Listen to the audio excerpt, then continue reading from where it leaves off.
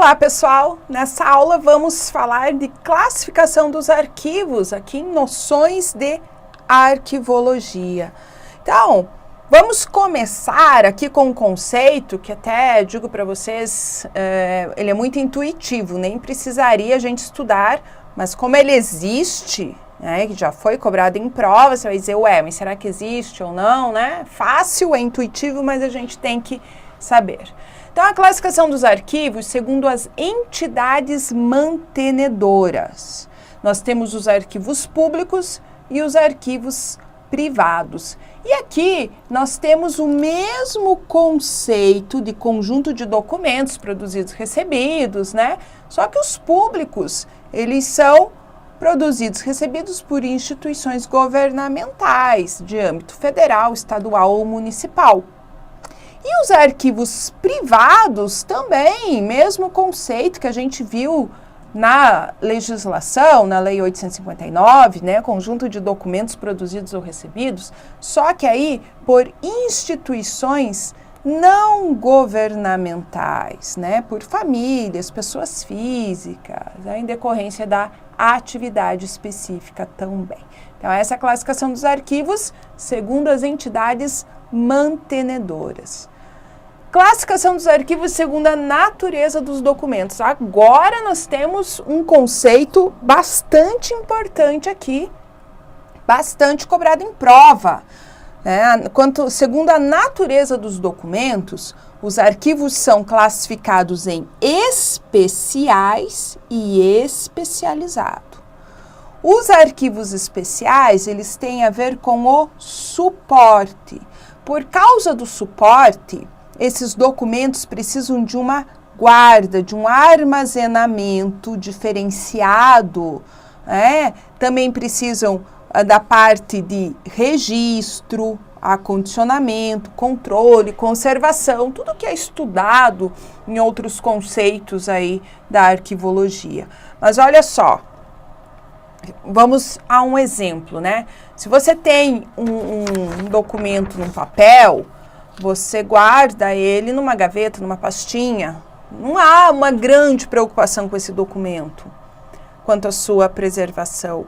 Mas, se você tem, por exemplo, uma fotografia naqueles papel emulsionado, né? As bancas gostam de falar esse papel emulsionado. Se você guardar num local úmido, e se você guardar duas fotografias, vai uma foto colar na outra. Então, esse documento, nesse papel emulsionado, ele precisa do quê? De uma guarda especial. E é por isso que nós temos os arquivos especiais, porque eles guardam documentos que estão em suportes, olha só, específicos, que precisam de uma guarda especial por causa da preservação desse suporte. Eu preciso conservar esse suporte para conservar a informação. Então, tem a ver aí com a temperatura, com a umidade, principalmente aí temperatura, umidade, iluminação, tudo o que pode destruir a informação, destruir o suporte, né, onde está essa informação, eu vou ter que cuidar, eu vou ter que preservar, eu tenho que prestar atenção. E o arquivo especializado é aquele que trata de um assunto específico. Então, é um artigo sobre cardiologia, é um livro sobre arquivologia, ou seja, é um assunto. Tá? Então, o arquivo especial tem a ver com o suporte e o especializado tem a ver com o assunto. Como que eu não vou confundir isso na prova? Pergunto, uma pessoa para escrever um livro sobre arquivologia é uma pessoa especial ou especializada? Perceba que quando eu falo escrever um livro de arquivologia, a pessoa tem que ser especializada no quê? No assunto arquivologia. Então, a própria palavra, o termo especializado já pede no assunto. E não especial no assunto, né? Olha, ou seja, aquelas muletinhas que a gente utiliza no dia a dia para lembrar de conceitos, tranquilo? Bom, então, arquivo especial depende do suporte e o especializado do assunto. Classificação dos arquivos segundo a natureza do assunto. Cai bastante em prova. Também, assim como especial e especializado, a natureza do assunto também cai bastante em prova, que são os documentos de caráter ostensivo ou sigiloso. E eu já vou de cara falar aqui para vocês, se eu passar mais à frente, sobre a Lei 12.527, que é uma lei relativamente nova, de 18 de novembro de 2011, e que regulamenta o acesso à informação. E que lá está tudo que eu vou falar para você agora. Quando essa lei não está no edital, com todas as letrinhas e os numerozinhos da lei, né? Em geral, o que eu passo aqui é tranquilo. Mas fica a seu critério se você quiser dar uma lida nessa lei também. Agora, quando vem no edital a legislação, lá perguntando, aí você tem que devorar mesmo a lei. Então, de acordo com a legislação, nós temos os documentos ostensivo ou ordinário e os sigilosos. Ostensivo quer dizer que a informação que está contida no documento pode ser de acesso de qualquer pessoa pode se inteirar daquele documento, né? Porque não vai prejudicar, não traz nenhum prejuízo, nem às pessoas, ao Estado, à instituição, à administração. Então, são os documentos ostensivo ordinário, que, segundo a lei, nos diz que qualquer interessado pode pedir para acessar essas informações, tá? Desde que se identifique e, claro, diga o que ele quer, né? Qual a informação que ele quer. Então, aqui nós temos letra da lei. E o documento de caráter sigiloso, esses já são aqueles documentos que a informação contida, ela tem que ser de acesso restrito, porque pode trazer algum prejuízo à administração, pessoa, ao Estado, né? Então, olha só, conhecimento restrito. Precisam, claro, de medidas especiais de segurança quanto à sua guarda e divulgação. O que é uma informação sigilosa? É aquela que está submetida temporariamente à restrição de acesso público. Por quê? Porque as pessoas que não têm a autorização para acessar essa informação, se essa informação for divulgada, pode trazer prejuízo à população, ao Estado, à administração. Só que veja o que eu falei. A informação sigilosa, ela é temporariamente restrita ao sigilo. Temporariamente, nunca para sempre. Temporariamente. E aí entra o quê? O grau de sigilo, as categorias do sigilo. Que anteriormente à Lei 12.527, eram 4 categorias. Após a Lei 12.527, nós temos 3 categorias. Por que eu falo isso? Não vou dizer quais eram as 4 categorias, porque senão você vai lembrar das 4 e esquece as 3, que é o que vale hoje. Você pode pegar provas, questões antigas, muito antigas, antes dessa legislação aí de 2011, e que o gabarito correto vai estar lá, 4 categorias. Você vai falar, o quê? Né? Então, preste atenção. Hoje em dia são 3 categorias, isso é bastante cobrado em prova. Então, o grau de sigilo, hoje em dia ele se divide em ultra secreto, que são 25 anos de sigilo, secreto, 15 anos de sigilo, reservado, 5 anos de sigilo. Então, olha só, nós temos aí informações sigilosas, por exemplo, se acha que quando tem uma epidemia, gripe aviária, gripe suína, zika, tudo isso que afeta aí o povo brasileiro, você acha que todas as informações são passadas para a gente? Não são, é passado o que a gente precisa saber. Até porque quem assistiu aí Ensaio sobre a Cegueira ou leu o livro, vê que quando tem informação demais, às vezes a pessoa entra aí em estado de autoproteção, autopreservação e não dá muito certo, então é passado somente o necessário para a população, o restante fica ali em sigilo. Algumas pessoas é que têm acesso a essa informação, tranquilo? Então tem que saber aqui, ó, ultra secreto, secreto reservado. Se você perceber, começa aqui no reservado, ó, 5 anos, né? Mais 10, 15 anos o secreto, mais 10, 25 anos o ultra secreto. Então essa classificação aqui tem que saber. E se pergunta muito, quanto à classificação dos arquivos, ou segundo a natureza do assunto, os documentos são cartográficos. Não, aquilo é a classificação dos documentos quanto ao gênero. Então, você tem que saber que é quanto à natureza do assunto que os documentos são classificados como ostensivo ou sigiloso. Tranquilo? Classificação dos arquivos quanto ao tipo de acesso. Franqueado, consulta livre, restrito tem limitação de consulta. Então, franqueado, consulta livre.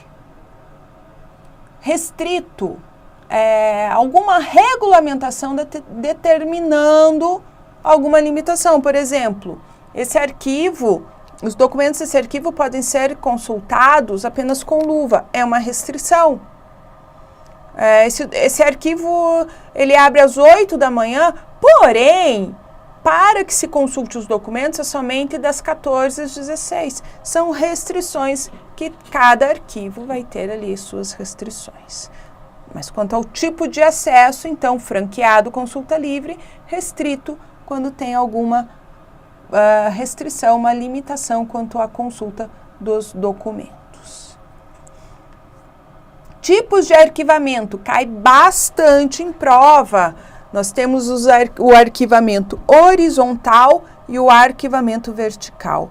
Então, horizontal, os documentos são colocados um em cima do outro, como pilha de camiseta, ó. E o vertical, olha só, dessa forma aqui ou dessa. Então, não confunda lá com o Word, que nós temos aqui paisagem e retrato. Você pensar que isso aqui é horizontal? Não, horizontal é assim, como pilha de camiseta, uma em cima da outra. Isso aqui é vertical, assim como isso aqui também é vertical. Então, esse arquivamento horizontal, ele é muito utilizado para os cartográficos, né? Plantas, mapas, os arquivos de grande dimensão e lá nos arquivos permanente. Então, olha só que bonitinho, isso aqui são mapotecas de um arquivamento horizontal. Bonitinho, né? Uma mapoteca é muito bonitinha. E o vertical, então os documentos uns atrás dos outros, que é o que a gente mais conhece, né? O arquivamento vertical é bastante conhecido de todo mundo. Ambos, né, esses tipos de arquivamento, eles são bastante cobrados em prova. E, ainda quanto aos tipos de arquivos, nós temos aqui, quanto à classificação dos arquivos, nós temos os tipos de arquivo setorial e central. Então, olha só, vamos pensar assim. Existe uma instituição com 10 andares. E aqui ela guarda todos os documentos. Quando um documento ele é produzido ou recebido, ele automaticamente está numa fase que a gente chama de corrente. Produzido ou recebido está na fase corrente. Na fase corrente, os documentos são consultados com frequência, grande frequência. Ou seja, eles ficam indo de um setor para o outro, resolvendo assuntos administrativos. Quando esses documentos deixam de ser consultados com frequência, eles passam a ser consultados com pouca frequência,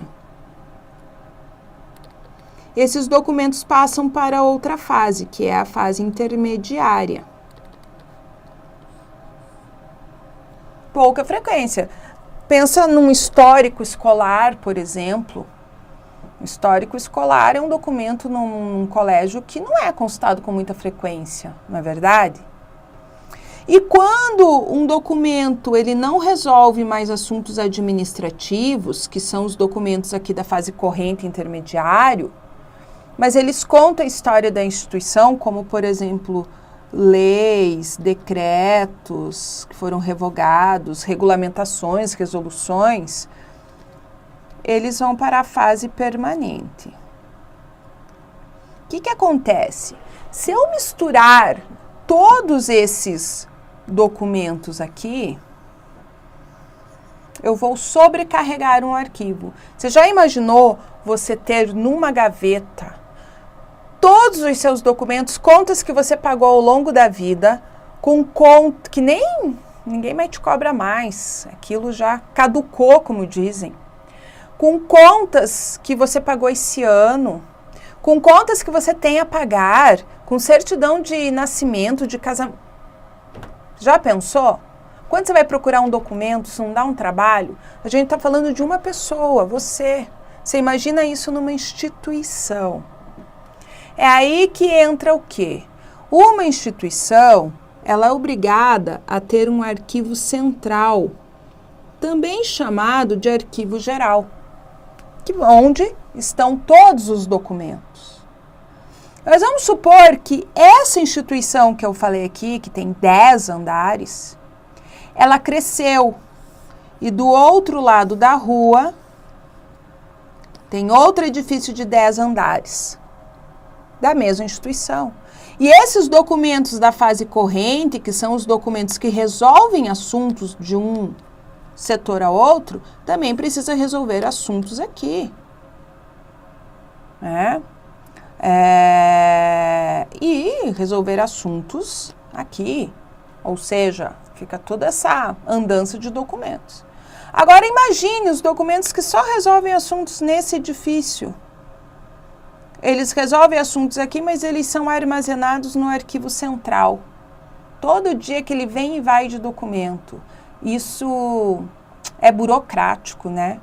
Então, que tal criar para esse edifício um arquivo setorial?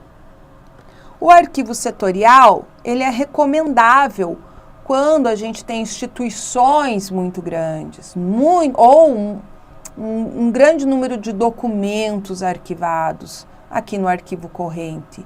Então, o arquivo setorial, ele guarda somente documentos da fase corrente, que são os documentos consultados com frequência, para que não fique indo de um edifício para o outro. Aqui eu dei um exemplo de um edifício um na frente do outro, separado por uma rua apenas. Existem instituições que ficam até em outra cidade, outro estado, imagina. Então, o arquivo setorial, ele não é obrigatório, ele vai guardar documentos do arquivo corrente, tranquilo? Além dos documentos, o arquivo corrente, ele possui algumas atividades, como protocolo. O setor de protocolo, ele é responsável por receber o documento. Então, ele é a porta de entrada do documento na instituição. Receber, carimbar, classificar, várias atividades do protocolo. Essas atividades, pensa, se eu tenho aqui o arquivo setorial, você imagina se as atividades dos documentos desses setores ficarem no arquivo central? Não vai ser burocrático também? Vai. Então, as atividades do arquivo corrente também ficam no setor. também são tiradas do centro. Então, veja só, um arquivo central é obrigatório. O setorial vai depender do arquivista responsável achar necessário. Então, quando a gente tem muitos setores, muito fluxo de documentos, instituições que funcionam em várias unidades, é super recomendável aí. Então, olha só, os arquivos setoriais, eles funcionam junto aos criadores dos documentos. Tenho aqui um edifício, tenho outro, esse documento foi recebido aqui, ele fica aqui no setorial. E ele descentraliza atividades do arquivo corrente, ou seja, ele tira do arquivo central, descentraliza, tira do centro, põe no setor. Então, na tua prova pode cair o conceito de arquivo descentralizado, que é o mesmo que o setorial. Pode ser chamado de descentralizado. Tranquilo? Mesma coisa, então, do setorial. E os arquivos gerais ou centrais recebem os documentos dos arquivos setoriais e ele centraliza atividades de um arquivo corrente. Então, quando eu só tenho o arquivo central, as atividades do arquivo corrente, como protocolo, também ficam nesse arquivo. Bom, então é importante a gente lembrar, eu já falei isso para você, já falei tudo sobre o arquivo central e setorial, mas aqui a gente vai fazer alguns lembretes, né? Então, quando eu tenho um sistema centralizado dos arquivos correntes, não só os documentos, mas as atividades, são aqui as atividades do protocolo, tá? Também ficam nesse arquivo central. Agora, quando eu tenho um setorial, aí as atividades do arquivo também ficam no setor, ficam descentralizadas. E a instituição não é obrigada a ter um arquivo setorial, é apenas recomendável. É obrigatório ter um arquivo geral, central, tá? Então, novamente aqui, a adoção de um arquivo setorial descentraliza, ou seja, tira do centro, tira do arquivo central as atividades ali do protocolo, as atividades do arquivo corrente. Independente da centralização ou descentralização, quando falamos de normas. As normas são sempre para todo mundo, sempre centralizadas. Só as atividades ali do arquivo corrente que podem ser descentralizadas. Tranquilo? Então, fechamos mais esses conceitos aqui da classificação agora dos arquivos. Também são conceitos aí bastante cobrados em prova, que você tem que saber redondinho aí, tá? Resolve questão de prova, faz revisão da aula. Beijo e bons estudos!